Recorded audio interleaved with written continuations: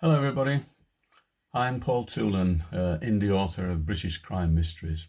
May a million readers read your books. But I'm not talking about reading today, I'm talking about hearing and seeing.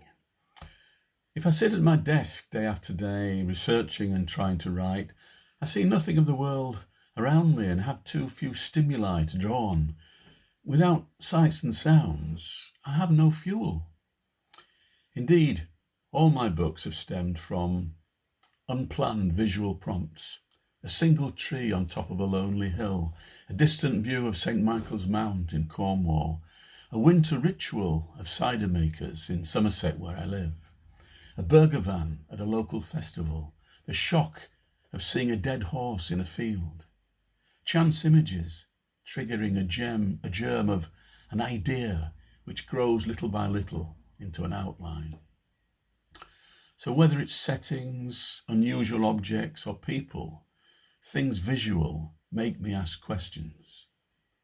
The example I'm going to discuss happened on holiday in Spain, in Malaga.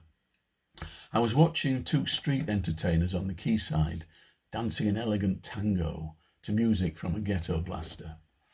Behind them, a man dressed as a giant Mickey Mouse was enthralling the kids. The dancers finished and I went to eat. When I came out of the restaurant, Mickey Mouse had gone, but his discarded head and his white gloves were propped on a nearby bench. I photographed it, thinking, who was wearing that giant head? What's his story? Where has he gone? Why? Ideas began to form, and Mickey became Pavel, a character in A Secret Killing, book 5 in my crime series. As ideas grew, I made Mickey a fugitive, earning a bad living disguised as Mickey Mouse, hawking overpriced tickets for boat trips round the bay. And I placed my protagonist, CID Inspector Zig Batten, on the quayside, watching him. In the opening scene of the book, which I'll read later, I used my main character's reactions to Mickey and to the dancers to tease out why Zig Batten is here in Spain and to set up the first part of the plot. To help me remember the many sights that day, I took several photos of the quayside, the dancers and the Mickey Mouse head. I'll show 3 of them towards the end of this video. For every book now, I take many photos on my phone camera. It's easy, it's quick, and it provides a visual notebook of real-time settings, of people and objects. My phone gallery is a filing cabinet of writing prompts and reminders. I'm 75 and I can't rely on memory alone anymore. Now, from seeing to hearing. Like you, I hear snippets of dialogue in the streets, in public buildings, at social gatherings, at home. And these snippets are further triggers. But I've also begun to read my drafts aloud. I wish I'd done so when I first began writing. I used to get the laptop to do it, but the computerized Microsoft voice is just dull. One day, it monotoned a line spoken by a female character. "Oh, you think so, do you? Microsoft's version went, "Oh, you think so, do you? Millimeter." That was when I gave up on the Microsoft voice. Reading drafts to myself and to trusted friends means I hear the rhythm of the writing, not just in my head, but in my ears too.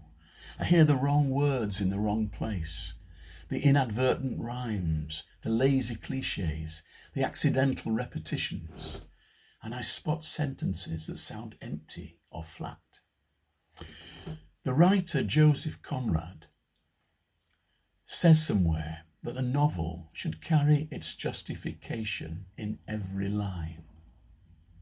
So I listen to every line, every sentence, and ask, does it contain, for example, an interesting word or image, a hint of character or conflict? In some small way, does it contribute to the book's flow, tone or atmosphere or setting, or help nudge along the plot or themes? Am I justified in keeping this sentence the way it sounds, or even keeping it at all. After listening to early drafts, I make a lot of meaningful changes. The opening scene of A Secret Killing went through 30 rewrites, many as a result of hearing the text as well as reading it, and hearing the comments of trusted friends after they heard it read aloud too. Even now, when I read that short scene, I still hear scope for further tweaks, but you've been there. At some point, you just have to stop, otherwise you'd never finish. So, please, when you hear the reading of the first page of A Secret Killing, see what you hear. And then why not take a turn yourself? Read aloud the first page of your current work in progress, or have a friend do it for you, and see what you hear. Here's the first page of A Secret Killing.